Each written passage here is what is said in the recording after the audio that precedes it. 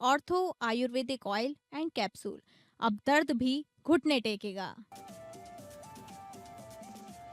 CM योगी की अध्यक्षता में हुई कैबिनेट बैठक में 22 प्रस्तावों पर मंत्रिपरिषद ने लगाई मुहर।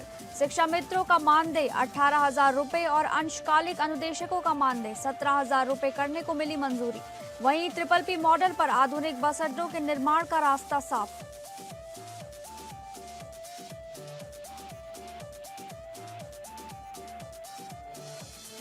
आजमगढ़ में नवनिर्मित दुग्ध अवशीतन केंद्र का मुख्यमंत्री योगी आदित्यनाथ ने किया शुभारंभ। सीएम योगी ने कहा, इससे अन्नदाता और गौपालक आर्थिक रूप से सशक्त होंगे। वहीं सीएम योगी ने सपा पर साधा निशाना, कहा सपा सरकार ने आजमगढ़ को बदनाम कर दिया था। प्रतापगढ़ में बीजेपी के प्रशिक्षण कार्यक्रम में सियासी मर्यादा तार-तार। आपस में भिड़े बीजेपी के दो दिग्गज नेता पूर्व विधायक धीरज ओझा और बीजेपी के पूर्व मंत्री शिवाकांत ओझा के बीच गाली गलौज और तीखी झड़प। एक दूसरे को देख लेने की दी धमकी।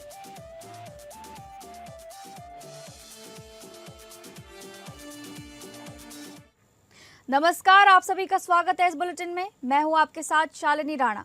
शुरुआत करेंगे बुलेटिन की। मुख्यमंत्री योगी आदित्यनाथ की अध्यक्षता में हुई कैबिनेट बैठक में शिक्षा मित्रों का मानदेय 18,000 रुपए और अंशकालिक अनुदेशकों का मानदेय 17,000 रुपए करने के प्रस्ताव को मंजूरी दे दी है। अभी तक शिक्षा मित्रों को 10,000 रुपए और अनुदेशकों को 9,000 रुपए का मानदेय दिया जाता था। बैठक में कुल 22 प्रस्तावों पर मंत्रिपरिषद ने सहमति की मुहर लगाई है। एक अन्य प्रस्ताव में छात्रों को वितरित करने के लिए 25 लाख टैबलेट की खरीद को भी मंजूरी दे दी गई है। वित्त मंत्री सुरेश खन्ना ने कहा कि अभी तक प्रदेश में 60 लाख स्मार्टफोन और टैबलेट वितरित किए जा चुके हैं और अब 25 लाख टैबलेट और खरीदने के प्रस्ताव को मंजूरी दे दी गई है। साथ ही प्रदेश के 52 जनपदों में परिवहन सुविधाओं को बेहतर बनाने के लिए ट्रिपल पी मॉडल पर आधुनिक बस अड्डों के निर्माण का रास्ता साफ कर दिया गया है। परिवहन क्षेत्र में क्रांतिकारी बदलाव के लिए कैबिनेट ने ट्रिपल पी मॉडल पर 49 नए बस अड्डों के निर्माण को स्वीकृति दी है। ये बस अड्डे पूरी तरह एयरपोर्ट की तर्ज पर आधुनिक सुविधाओं से लैस होंगे। इस निर्णय से प्रदेश के 52 जिले सीधे तौर पर लाभान्वित होंगे और यात्रियों को विश्वस्तरीय सुविधाएं मिलेंगी। चौथा प्रस्ताव औद्योगिक विकास विभाग का था। इसमें स्वामी विवेकानंद युवा सशक्तिकरण योजना के अंतर्गत निःशुल्क टैबलेट वितरण हेतु प्रकाशित किए जाने वाले अंतिम बिड अभिलेख के संबंध में आया था। ये 25 लाख टैबलेट क्रय करने के लिए जो भी अंतिम बिड डॉक्यूमेंट होगा उसके ऊपर आज मंत्री परिषद से सहमति मिल गई है और इसमें इसके लिए पर्याप्त धन की व्यवस्था बजट में भी की गई थी और इस पिछले वर्ष भी की गई थी, इस वर्ष भी है। अभी तक 60 लाख स्मार्टफोन और टैबलेट वितरित किए जा चुके हैं। मुख्यमंत्री योगी आदित्यनाथ ने सोमवार को आजमगढ़ में श्री बाबा गोरखनाथ कृपा दुग्ध उत्पादक संस्था के नवनिर्मित दुग्ध अवशीतन केंद्र का शुभारंभ किया। इस दौरान उन्होंने कहा कि पहले आजमगढ़ के नाम पर लोगों को होटल या धर्मशाला में कमरा तक नहीं मिलता था, लेकिन आज स्थिति बदल चुकी है। अब कोई रोकने टोकने वाला नहीं बल्कि स्वागत करने वाला है।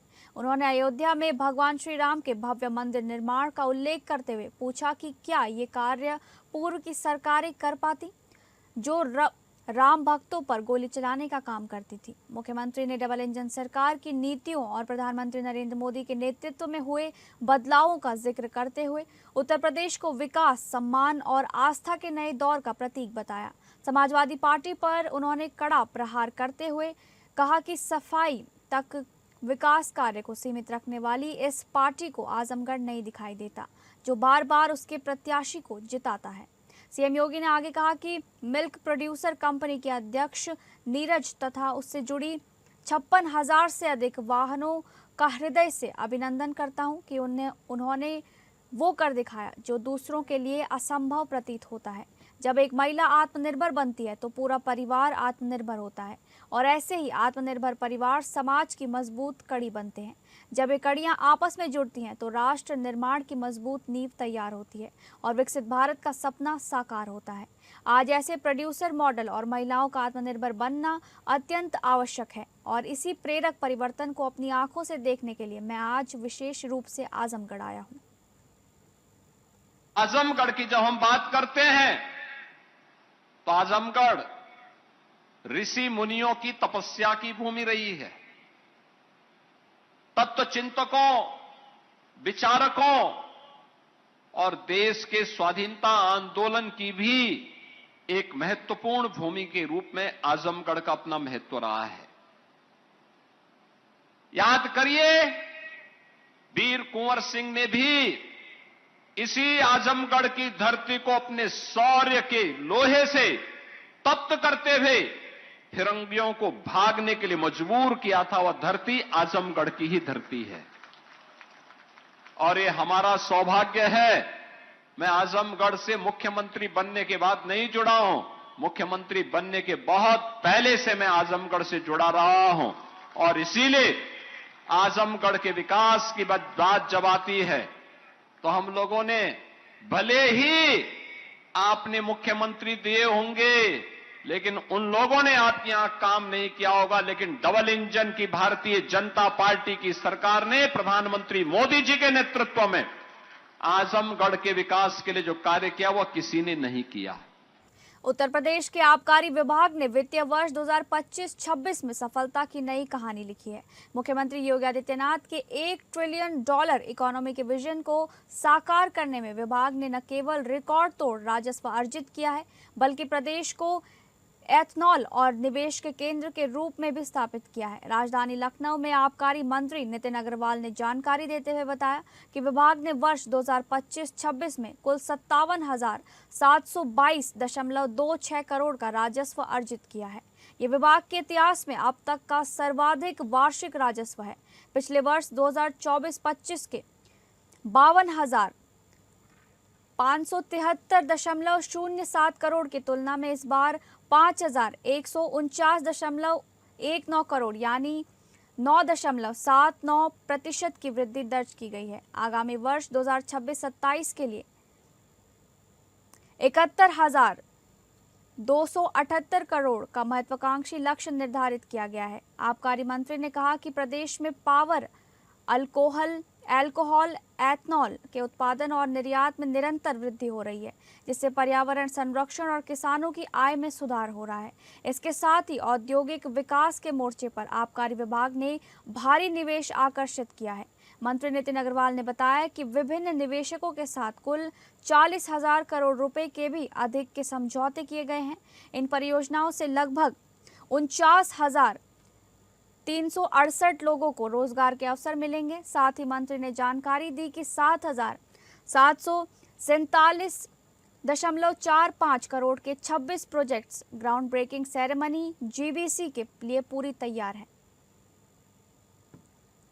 वो 71,278 करोड़ का लक्ष्य हमें प्रदेश सरकार ने इस वर्ष, इस फाइनेंशियल ईयर में दिया है, जिसकी शुरुआत 1 अप्रैल से हुई है।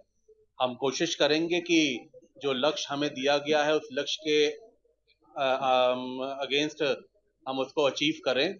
इस पे हम लोगों ने अपनी वर्किंग शुरू कर दी है।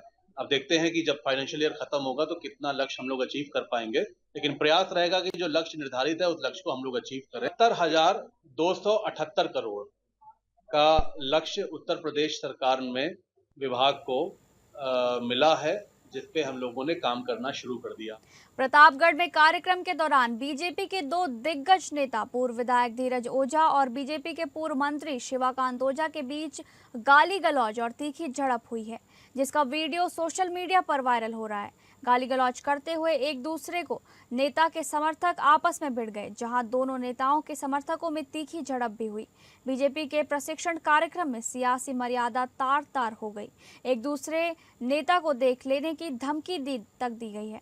दरअसल प्रतापगढ़ के दलीपपुर में भाजपा के मंडल प्रशिक्षण कार्यक्रम के दौरान पूर्व मंत्री शिवाकांत ओझा और पूर्व विधायक धीरज ओझा के समर्थकों के बीच टकराव हुआ। इस घटना के बाद दोनों नेताओं ने अपने अपने पक्ष रखे हैं। रानीगंज विधानसभा क्षेत्र में ये दोनों दिग्गज नेता सिर्फ अपना वर्चस्व दिखाने में लगे हैं। इसके पहले भी पूर्व मंत्री के बेटे और पूर्व विधायक धीरज ओझा के बीच हूटर बजाने को लेकर दोनों के समर्थक आपस में भिड़ गए थे, जिसमें पूर्व विधायक धीरज ओझा और उनके समर्थकों पर गाली गलौज और मारपीट के आरोप में मुकदमा भी पंजीकृत हुआ था। इस पूरे विवाद के बाद भाजपा के भीतर राजनीतिक हलचल तेज हो गई है। हमने जब तकरार की जानकारी पार्टी के जिलाध्यक्ष आशीष श्रीवास्तव से लेनी चाहिए तो उन्होंने इस मामले में कैमरे के सामने बोलने से मना कर दिया और बताया कि पूर्व मंत्री का कार्यक्रम दलीपुर में लगा था और पूर्व विधायक का गृह है, उनको भी वहीं रहना था। सवाल अब ये उठता है, ऐसे अगर दोनों नेताओं की तकरार हो जाए तो छवि किसकी खराब होगी। हालांकि जिलाध्यक्ष ने भी गोलमोल जवाब दिया। सभी की निगाहें पार्टी नेतृत्व के अगले कदम पर टिकी हैं कि वो इस मामले में क्या कार्रवाई करती है। तो पार्टी का कार्य आप भी कराते, 2 मंडल ले लेते, 2 मंडल हमको ले लेते पार्टी, 2 मंडल आप ले लेते, 2 हम करा देते। इसका तब भी आप नहीं करा। दूसरी बात जो है, गलत आरोप लगा रहे हैं, गलत बात कर रहे हैं। ये केवल हमारी लोकप्रियता बढ़ गई है रानीगंज में, मैं लोकप्रिय हो गया हूँ। पूर्व विधायक जी ने जानबूझकर जिला संचालक, जो उस कार्यक्रम के संचालक थे, जिला उपाध्यक्ष अजय सिंह जी, वो जाके मंच पे बैठ गए। पूर्व विधायक जी कुर्सी जबरदस्ती, जहां पे मंत्री जी को बैठता था उद्घाटनकर्ता के रूप में, जाके वो कुर्सी पे बैठ गए। उत्तर प्रदेश में भारतीय जनता पार्टी की तरफ से हर विधानसभा के सभी मंडलों में 24 घंटे का 1 दिवसीय प्रशिक्षण कार्यक्रम चल रहा है। अब तकरार तो बहुत बार नहीं हुई, 2 बार तकरार हमारी उनकी हुई है। ये तो आप उन्हीं से पूछिए क्या कारण है। हम राजनीति को एक शुचिता के पैमाने पर करना चाहते हैं। अंबेडकर नगर पहुंचे एआईएमआईएम के प्रदेश अध्यक्ष शौकत अली ने सीएम योगी और ओम प्रकाश राजभर पर निशाना साधा है। शौकत अली ने कटाक्ष करते हुए कहा कि सालार मसूद गाजी और सुहेल देव राजभर का इतिहास ओम प्रकाश राजभर के ऑफिस में लिखा जाता है। ओम प्रकाश राजभर के ऑफिस में लिखा गया इतिहास सीएम योगी को पढ़ाया जाता है। सीएम योगी अच्छे आदमी और संत हैं, लेकिन उनके सलाहकार उन्हें गुमराह कर रहे हैं, ऐसा उनका कहना है। सीएम की भाषा एक वर्ग विशेष को धमकाने वाली है, जो निंदनीय है। शौकत अली ने ओम प्रकाश राजभर को अपना बड़ा भाई बताया और कहा कि हमारे देश के संविधान की खूबसूरती है कि टेम्पो चलाने वाले ओम प्रकाश राजभर आज कैबिनेट मंत्री हैं। देखिए भाई, वो में हमारे बड़े भाई हैं। ओम प्रकाश राजभर साहब हमारे बड़े भैया हैं, वो भी पूर्वांचल के रहने वाले हैं, हम भी पूर्वांचल के रहने वाले हैं। वो पहले टेम्पू चलाते थे, दुनिया जानती है, हमने अपनी तकरीरों में भी कहा है। लेकिन हमारे देश का संविधान इतना खूबसूरत है कि आज वो कैबिनेट मंत्री हैं और उनके साथ साथ वो तो कैबिनेट मंत्री ही हैं, वीआईपी ट्रीटमेंट उनके बच्चों को भी मिल रहा है। उनके आगे पीछे भी पेट्रोल पुलिस चल रही है, पेट्रोलिंग करते हुए उनको भी सिक्योरिटी मिली हुई है। तो ओम प्रकाश राजभर जी के लिए सौ खून माफ है। भैया कुछ भी बोले, हम कुछ नहीं बोलेंगे। खबरों में आगे बढ़ेंगे। कानपुर में 4 अप्रैल को आई तेज आंधी तूफान और बारिश ने शहर की रफ्तार थाम दी। कई इलाकों में बिजली आपूर्ति ठप रही, सड़कों पर गिरे पेड़ और होर्डिंग से यातायात बाधित हुआ, जबकि जल भराव ने लोगों की परेशानी बढ़ा दी। इस क्रम में हमारे संवाददाता कुणाल सिंह ने नगर आयुक्त आपूर्ति उपाध्याय से सीधे बात कर किए जा रहे राहत और बहाली कार्य को लेकर जानकारी ली। साथ ही आवारा पशुओं से जनता को होने वाली समस्याओं के संबंध में भी जाना कि किस तरह निगम प्रशासन इस समस्या पर कार्य कर रहा है। शाम को आए हुए तेज तूफान के कारण मानव के जनजीवन जो था वो पूरी तरीके से अस्त व्यस्त हो गया था। कानपुर नगर में कई जगह पेड़ों के झुंड भी गिरे थे और पोल भी गिरे हुए थे, जिसको लेकर के कानपुर नगर निगम प्रशासन की और पुलिस की संयुक्त टीम ने रेस्क्यू किया था। उस पर बातचीत करने के लिए हमारे साथ मौजूद हैं नगर आयुक्त साहब। उनसे जानेंगे कि किस तरीके से कार्य किया गया और अभी तक शहर में कितना रेस्क्यू किया जा चुका है। सर बहुत बहुत स्वागत है। जिस तरीके से तूफान आया, 50 से 60 किलोमीटर प्रति घंटे की हवाएं जो तेज चली, उससे कई जगह पेड़ भी गिरे हैं और बिजली आपूर्ति भी हुई। उस पर किस तरीके से रेस्क्यू किया गया और कितनी टीमें अपनी काम कर रही? इसमें देखिए, जो परसों तूफान आया था उसमें करीबन 70 जगहों से हमको पेड़ गिरना और पेड़ गिरने की वजह से जो 2 प्रमुख इश्यूज हुए थे, वो ट्रैफिक के रुकना और इलेक्ट्रिसिटी सप्लाई जो था वो बाधित हुआ था। तो हमारी तरफ से करीबन 25-30 टीमें जो है वो नगर निगम के उद्यान विभाग से प्लस कुछ प्राइवेट टीम हमने लगाकर उसको क्लियर कराया गया था। और वेस्ट भी जो है अभी थोड़ा साइड में फुटपाथ पर रखा गया था, तो उसको उठाने का कार्य किया जा रहा है। और अभी जो है सभी जगहों पर ट्रैफिक का प्रॉपर संचालन हो रहा है और इलेक्ट्रिसिटी सप्लाई भी पूर्ण हो चुकी है। जैसे कि आपने देखा कि नगर निगम प्रशासन के द्वारा तत्काल प्रभाव से रेस्क्यू का कार्य किया गया, जिससे जो मानव जनजीवन था वो इस समय सामान्य रूप से देखा जा रहा है और जहां जहां कमी रह गई उस पर भी निगम प्रशासन कार्य कर रहा है। एपीएन न्यूज के लिए कुणाल सिंह, कानपुर। अगली खबर, शैक्षिक स्तर स्कूलों द्वारा पुस्तकों के नाम और संस्करण बदलने से अभिभावकों पर बढ़ते आर्थिक बोझ को लेकर एमएल फाउंडेशन ट्रस्ट ने जिलाधिकारी कानपुर नगर को ज्ञापन सौंपा है। संस्था के राष्ट्रीय अध्यक्ष रोहित वर्मा ने बताया कि स्कूल हर साल नई किताबें अनिवार्य कर रहे हैं, जिससे पुरानी पूरी तरह उपयोगी किताबें बेकार हो जाती हैं और अभिभावकों को भारी आर्थिक दबाव झेलना पड़ता है। ज्ञापन के माध्यम से कहा गया है कि ये प्रक्रिया न केवल संसाधनों की बर्बादी है, बल्कि शिक्षा व्यवस्था की पारदर्शिता पर भी सवाल खड़े करती है। ट्रस्ट ने मांग की है कि कम से कम 10 वर्षों तक पाठ्य पुस्तकों के नाम एवं संस्करण एक समान रखे जाएं। साथ ही स्कूलों द्वारा निर्धारित पुस्तक सूची और मूल्यों की जांच के लिए एक निगरानी व्यवस्था स्थापित की जाए, ताकि अभिभावकों को महंगी निजी प्रकाशकों की बुक किताबें खरीदने के लिए बाध्य न किया जाए। रोहित वर्मा ने बताया कि ये मामला सीधे जनता के आर्थिक हितों से जुड़ा है। उन्होंने जिलाधिकारी से त्वरित कार्रवाई और जनहित में आवश्यक आदेश जारी करने की अपील की है। ज्ञापन देने वालों में संस्था के पदाधिकारी शामिल रहे। कुलदीप सिंह यादव, एडवोकेट। हम लोगों ने जो कानपुर जनपद के जितने निजी विद्यालय हैं वो लोग प्रति वर्ष नया प्रकाशन, नया संस्करण लागू कर देते हैं बच्चों पर, तो उसके विरोध में हम लोगों ने यह ज्ञापन दिया है कि वो पुस्तकें जो आज इस साल लागू की अगर से बेकार हो गई, तो ऐसी प्रकाशन, ऐसे संस्करण को 10 वर्ष तक स्थित किया जाए। उसको सुनिश्चित किया जाए कि 10 वर्ष तक कोई प्रकाशन, कोई किताबें न बदली जाएं, क्योंकि वो किताबें बेकार नहीं होती हैं। वो जो नया बच्चा आएगा वो पढ़ेगा। तो ये लोग क्या करते हैं, अपने निजी हित के लिए प्रति वर्ष नई बुकों का संस्करण, नई बुकों का प्रकाशन, नई किताबें लो, नया किताब लो, सब कुछ, और पुरानी किताब बेकार हो जाती है। तो उसके विरोध में हम लोगों ने यहाँ पर ज्ञापन दिया है कि माननीय जिलाधिकारी ने निवेदन किया है कि 10 वर्ष तक की जो किताबें हैं 10 वर्ष तक न बदला जाए। अयोध्या के महबूबगंज उप डाकघर में 30 लाख रुपए के गबन का मामला सामने आया है। उप डाकपाल शिवांशु श्रीवास्तव, उनकी पत्नी आयुषी श्रीवास्तव और सिपाही अजय यादव के खिलाफ मुकदमा दर्ज कराया गया है। प्रधान डाकघर के डाक अधीक्षक के तहरीर पर दर्ज हुआ ये मुकदमा है। आरोप है कि एक ही परिवार के 3 लोगों को फर्जी तरीके से मृत दिखाया गया। पीड़ित मोहम्मद सागिर खान, उनके बेटे शमशेर खान और पत्नी केसर जहां ने 11 जनवरी 2025 को 30 लाख के किसान विकास पत्र खरीदे थे। आरोप है कि उप डाकपाल ने तीनों खातों को मृत दिखाकर बंद कर दिया। इसके बाद पूरी रकम नामिनी मुमताज जहां के खाते में ट्रांसफर की गई। मुमताज जहां की जानकारी के बिना 13 मई को 15 लाख रुपए निकाल लिए गए। जांच में खुलासा हुआ कि उसी दिन सिपाही अजय यादव के खाते में 15 लाख रुपए जमा हुए थे। ये भी सामने आया कि अजय यादव और शिवांशु श्रीवास्तव के बीच करीबी संबंध थे और कुछ रकम आयुषी श्रीवास्तव के खाते में भी ट्रांसफर हुए। मामले में लापरवाही और एसएसपी डॉक्टर गौरव ग्रोवर ने थाना प्रभारी शारदेंदु दुबे और सिपाही अजय यादव को सस्पेंड कर दिया है। अब पुलिस आगे की जांच कर रही है।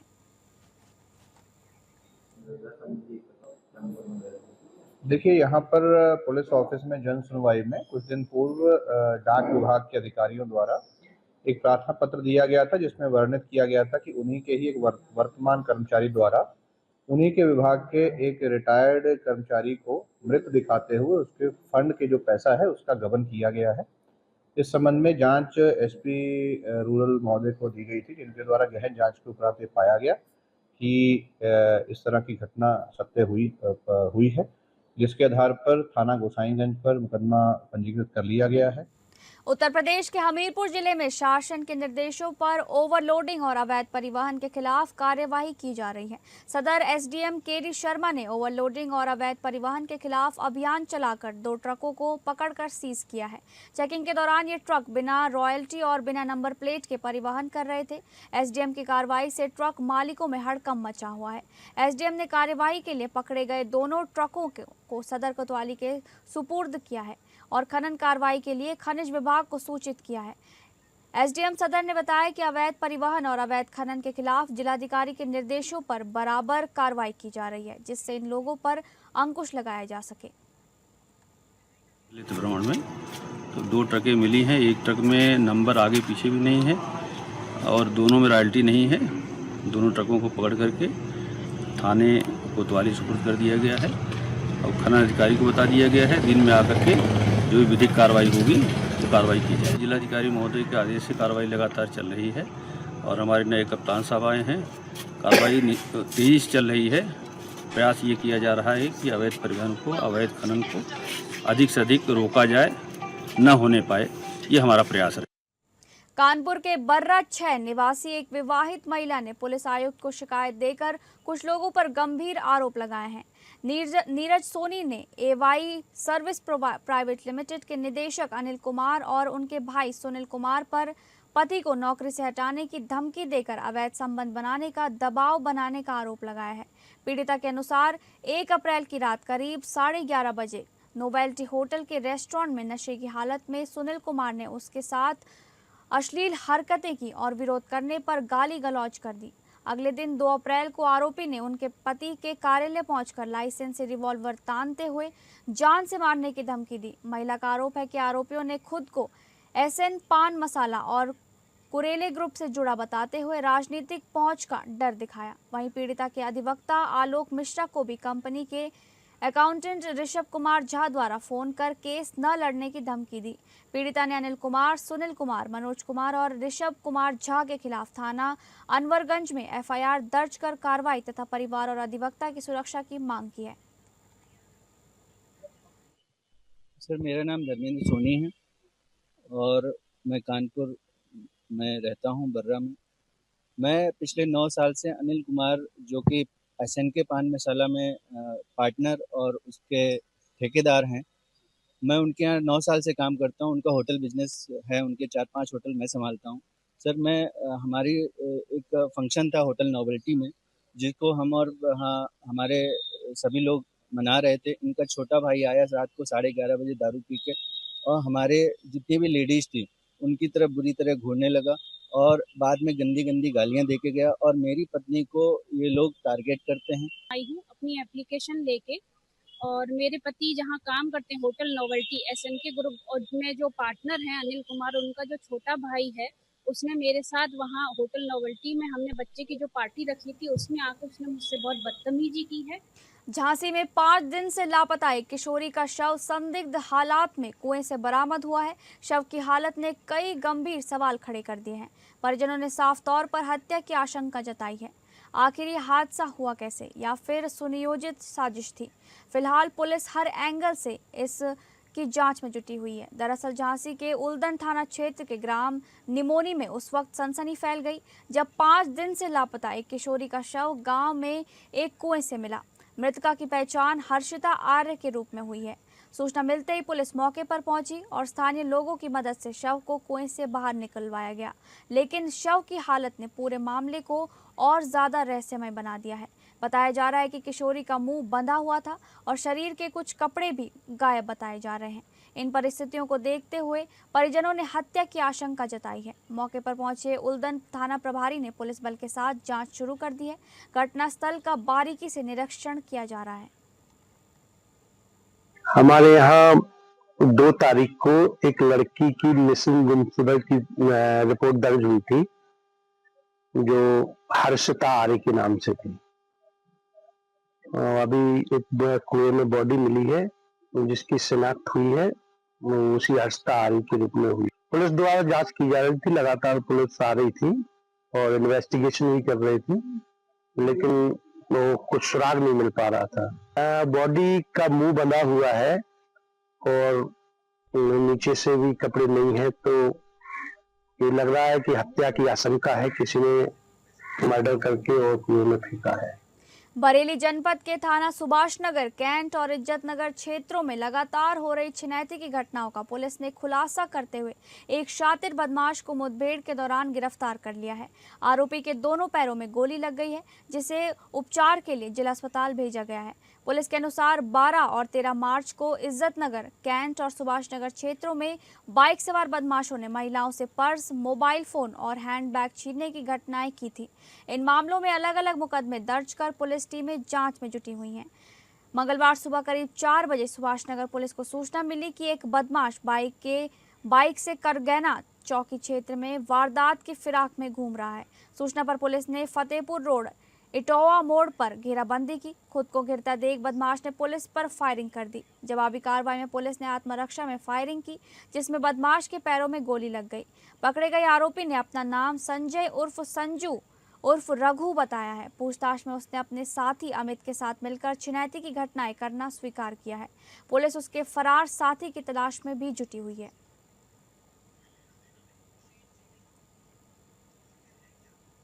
फिलहाल इस बुलेटिन में बस इतना ही। नमस्कार।